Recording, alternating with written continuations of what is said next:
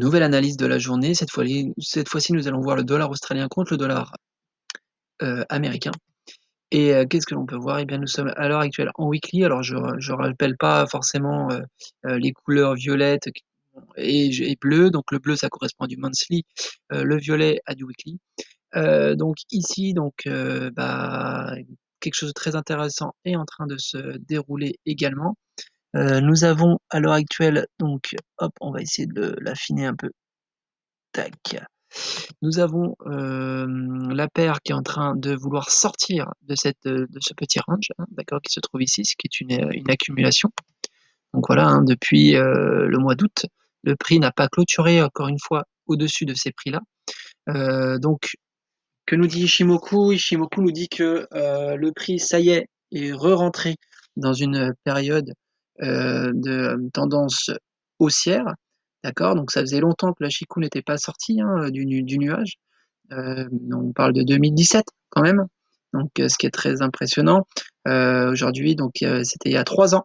Là, donc en weekly, le prix a l'air de vouloir, est en train de valider, ce début de hausse et on se trouve, ici au niveau d'une zone intéressante qui correspond, au Fibo 50, d'accord? Qui va être une résistance intéressante, qui va correspondre donc au Fibo 50, hem, entre ce support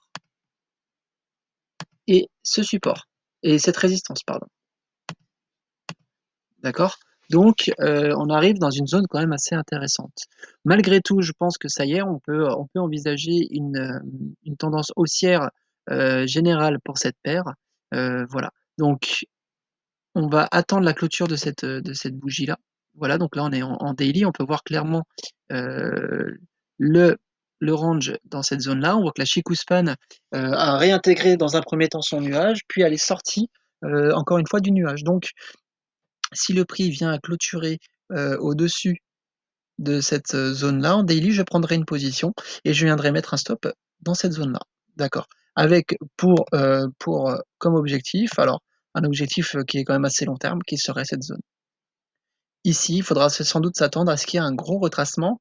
Pourquoi? Parce que nous avons, une zone mensuelle très importante, mais aussi, eh bien, le haut du canal baissier, hem, weekly. Donc ça, c'est très important. C'est une zone vraiment hyper, hyper importante. Alors, en termes de ratio, on va regarder ça. En termes de ratio, ça peut est-ce que ça peut être intéressant? Tac, pour aller chercher donc cette zone avec, un stop loss qui se trouverait environ ici, dans cette zone-là. Donc, ratio risque récompense, 2,83 pour aller chercher quand même, 9 ça peut être hyper intéressant.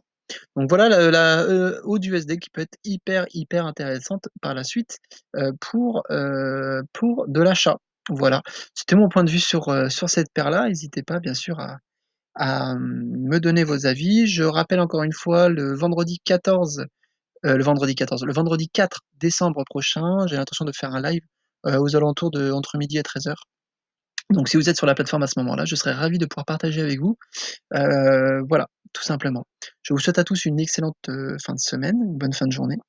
C'était Madarik et je vous dis à très vite pour une nouvelle analyse. Salut!